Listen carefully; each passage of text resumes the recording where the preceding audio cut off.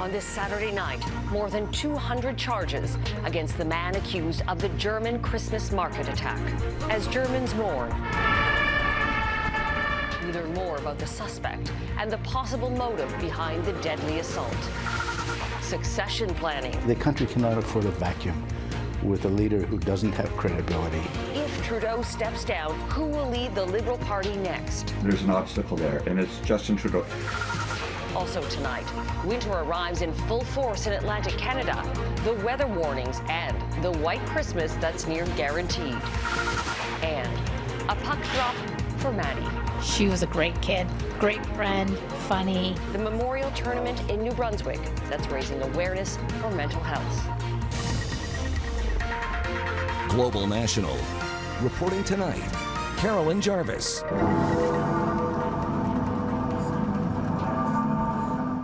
Bells rang out just after 7 tonight at the Magdeburg Cathedral in Germany, marking the exact time a vehicle plowed into a busy outdoor Christmas market yesterday.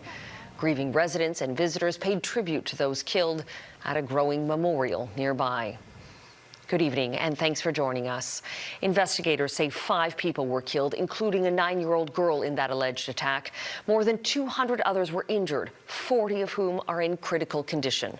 And we're learning more about the man police have arrested, but there are still questions about what might have motivated the apparent attack. Bianca Facchinei has our top story tonight. Just days before Christmas, authorities in Germany investigating a man for a deadly attack at the Magdeburg Christmas market. Once the questioning has been completed, an arrest warrant will be applied for against the perpetrator. German Chancellor Olaf Scholz traveled to Magdeburg Saturday, expressing his sympathy to all the victims. What a terrible act it is to injure and kill so many people there with such brutality. Police have not named the suspect, but have identified him as a 50-year-old doctor from Saudi Arabia who's lived in Germany for almost 2 decades. On Friday night, he allegedly rammed his car into the market crowd. Police believe he was able to get in through a space left open for emergency vehicles to access the area. He was arrested at the scene within minutes. I've seen a lot of misery, many people who are searching, many tears. A motive remains unclear, but the suspect does have a history of posting anti-Islamic rhetoric online.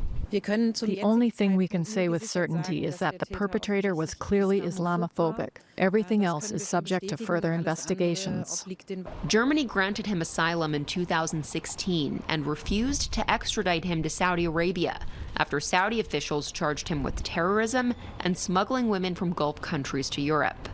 The attack and its fallout are happening against the backdrop of a big debate over immigration and an upcoming German election in which far-right politicians are polling well. Alice Weidel, co-chair of the far-right Alternative for Germany party, blamed the failure of authorities for making the attack possible. The Magdeburg Christmas market will be closed for the rest of the year, but visitors hope other Christmas markets stay open. We shouldn't allow ourselves to be restricted, because if we did, the will of the other person would basically prevail, and we don't want that. Police believe the suspect acted alone, but authorities around the world are being cautious about potential copycat crimes. Bianca Facchinei, Global News, Washington. In Montreal, a manhunt is underway for a man suspected of kidnapping and trying to kill a 23-year-old woman. Police are looking for 26-year-old Abdinoor Malala after firefighters rescued the woman from a car that was plunged into a river on Friday morning. He was last seen swimming away from that vehicle. The woman was treated for hypothermia but is otherwise in good health. Police are treating this as a domestic violence case and say it's linked to calls they received that same morning. Anyone with information about Malala's whereabouts is urged to call 911. And later in the newscast, we're looking into protests in Kenya sparked by rising violence against women there and the shortcomings for women's safety here in Canada. To federal politics now, and the question gripping Ottawa. Will Justin Trudeau stay on as leader?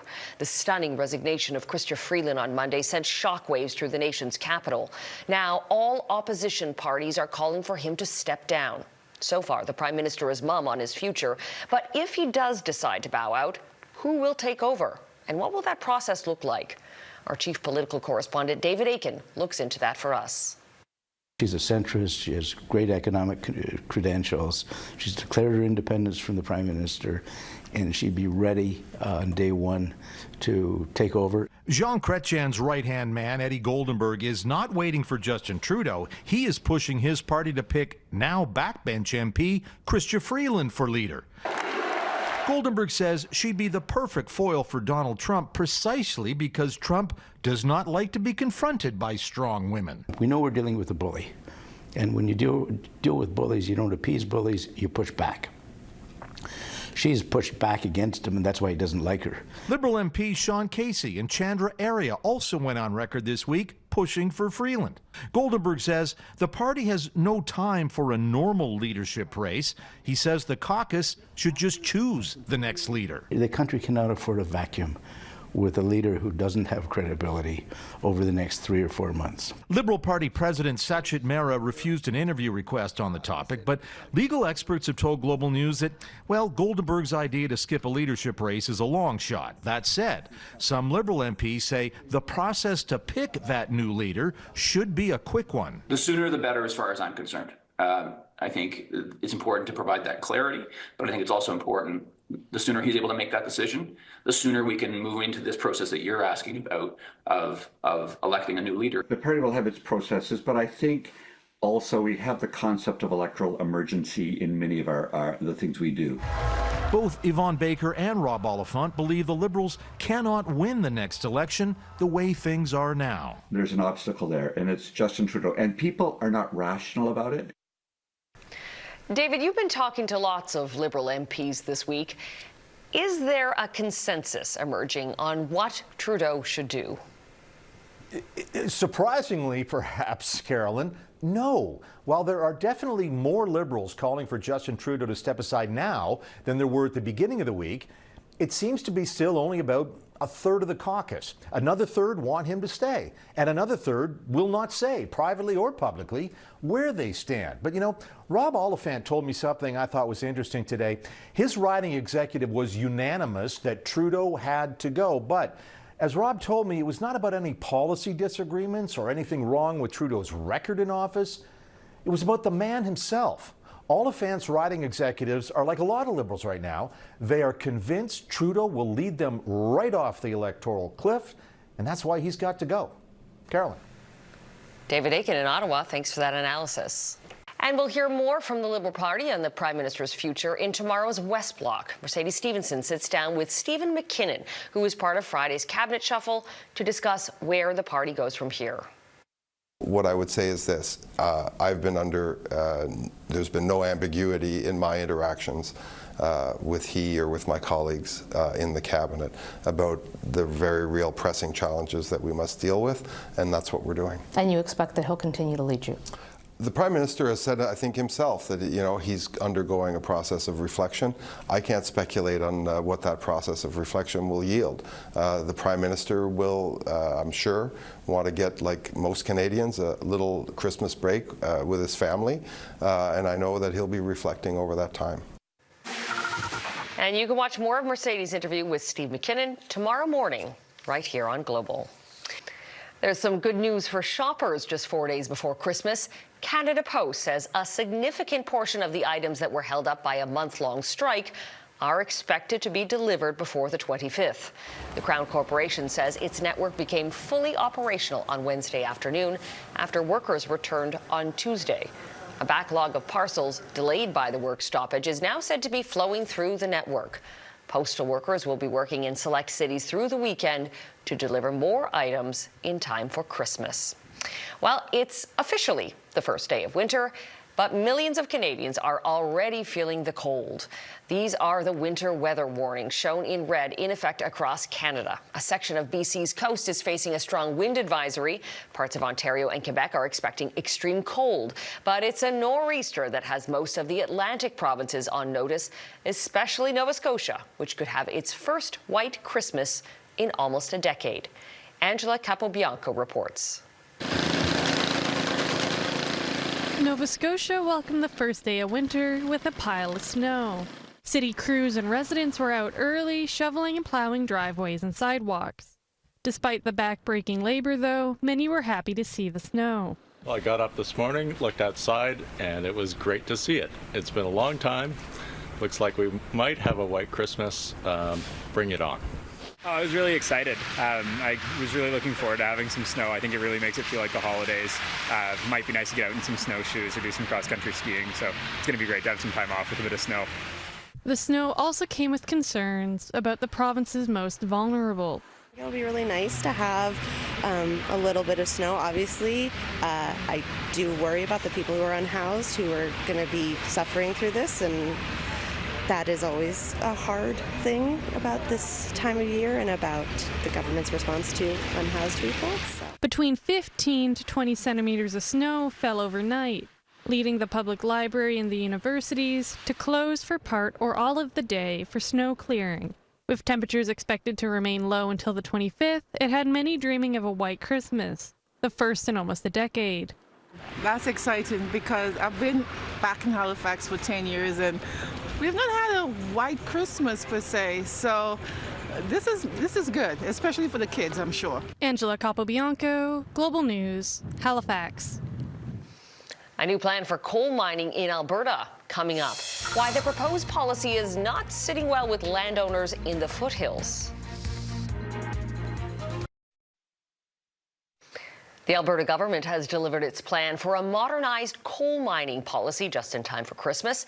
It includes a ban on new open-pit mines on the eastern slopes of the Rockies. However, the new rules won't apply to a proposed coal mine a few hours south of Calgary that's been a source of tension between the province and landowners.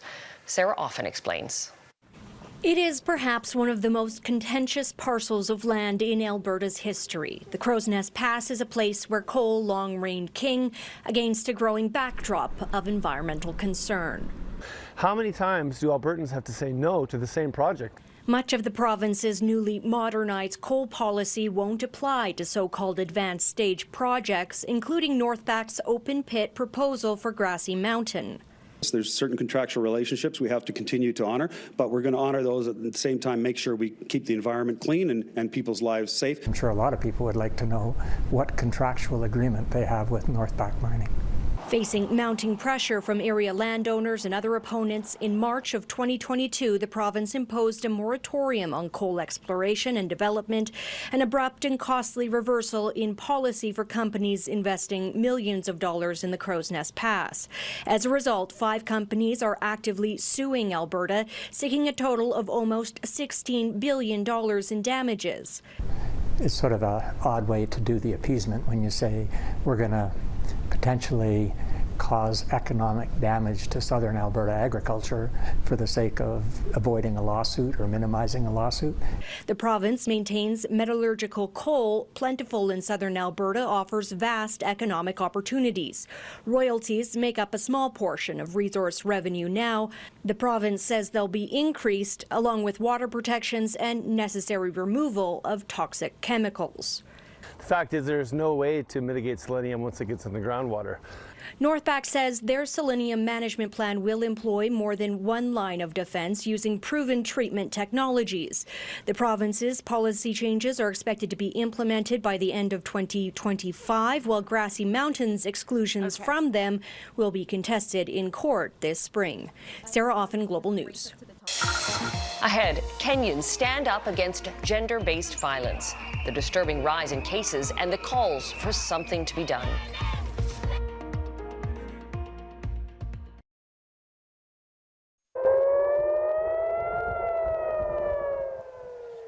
In Israel, sirens blared in Tel Aviv as a missile launched by Houthi rebels in Yemen struck the city, injuring more than a dozen people.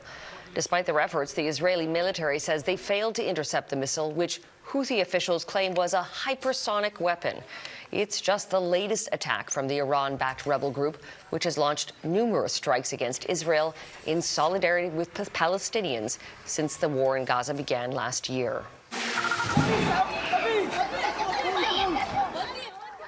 There's also more death and destruction in Gaza itself as Israel keeps hammering it with airstrikes in its war against Hamas. Dozens of Palestinians have been killed since yesterday, including several children. Today in the Vatican, Pope Francis once again condemned Israel's strikes, calling them cruelty, not war. The pontiff recently suggested that the international community should investigate whether what's happening in Gaza constitutes a genocide, comments which were met with criticism by Israel. Protests erupted in Kenya earlier this month as demonstrators demanded action against a rising tide of femicide, the killing of women and girls. Since September, more than 7,100 cases of sexual and gender-based violence against women have been reported. A specialized police unit has been created. As Neethu Garcha reports, the crisis has also sparked conversations about systemic failures in women's safety, not only in Kenya, but here in Canada as well.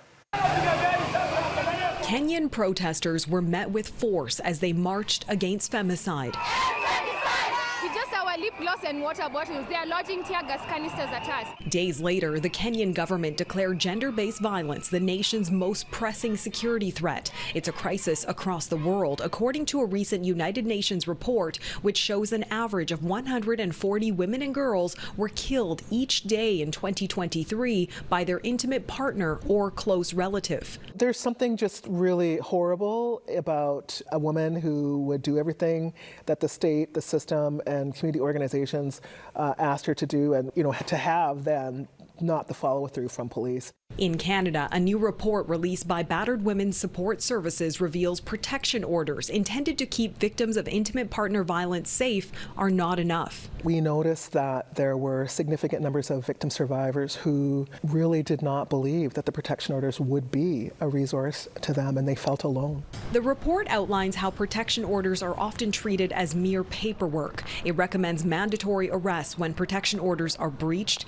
a 2-year extension of the orders, and for coroner's inquests into femicides where these orders were in place. It's based on police discretion, whether they're going to enforce the breach of the protection order or not, and all too often they don't. She highlights the tragic case of Stephanie Forster, a Coquitlam woman who was shot and killed while sitting in her car. Investigators believe her ex-husband was responsible.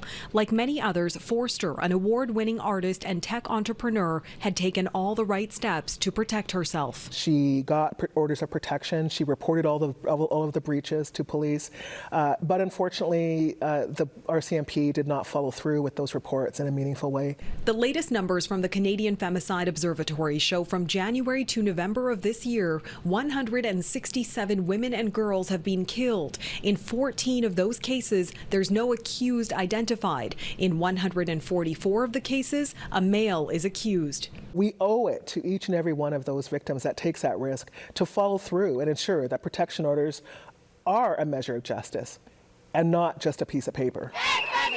She says as the calls for action intensify, the gaps in the system need to be addressed because the current state of protection for women and girls is failing. Neethu Garcha, Global News, Burnaby, BC. Next, Maddie's Memorial Cup, the hockey tournament raising awareness for mental health.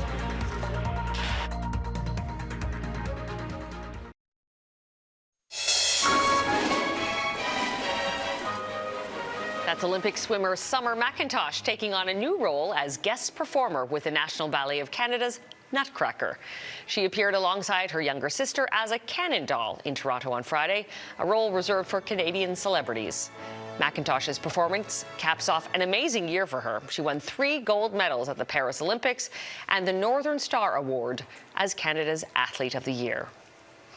Well, if there was one thing Maddie Murphy loved, it was hockey. The young woman from New Brunswick grew up in arenas. But at 21, demons that no one could see took her life.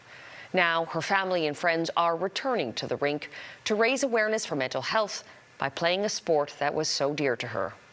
Anna Mandan reports. Maddie Murphy is remembered for her laugh, for the way she made others feel, and for the impact she had on so many people's lives. She was a great kid, great friend, funny, always the life of the party. But 5 years ago, 21-year-old Maddie Murphy died by suicide. Maddie was in the best place she'd ever been in her life, so it was really a shock to us. Her mother misses her laugh. Her friends miss her jokes and her personality. But her memory lives on. On Saturday, longtime hockey friends hosted the third Maddie Murphy Memorial Tournament in her honor. We decided to start this tournament after Maddie had passed so that we could continue to bring awareness to mental health and do it in her name. Part of why we're doing what we're doing is to continue those conversations that Maddie would always have with us. All proceeds go to the Maddie Murphy Memorial Foundation her parents created to reduce stigma around mental health. She always loved being around her friends, surrounded by her friends. So to get her friends all together here today and everything else, to have fun playing the sport that she loved, it's just awesome. They want to help other parents discuss mental health with their children. You know, when you start talking about mental health and everything else, everybody's always afraid to talk about it openly. So that's why we started this to begin with, is to try to make it more of the norm. They've been busy partnering with groups like grief support organization NB Copes and St. John's Suicide Prevention. They've also implemented sign campaigns in schools. You know, everybody matters, and you know, everybody has to deal with their mental health no matter what. If you or someone you know is in crisis and needs help, you can call the National Suicide Hotline at 988. Anna Mandan, Global News, Rothsay, New Brunswick. And that is Global National for this Saturday night. I'm Carolyn Jarvis. It's not your typical Your Canada, but will end tonight in Britain's Stonehenge, where crowds celebrated the winter solstice. The annual ritual marks the shortest day of the year and the arrival of winter. Stonehenge was built to align with the sun on solstices. Thanks for watching. Hope you'll join us again tomorrow. Have a great night.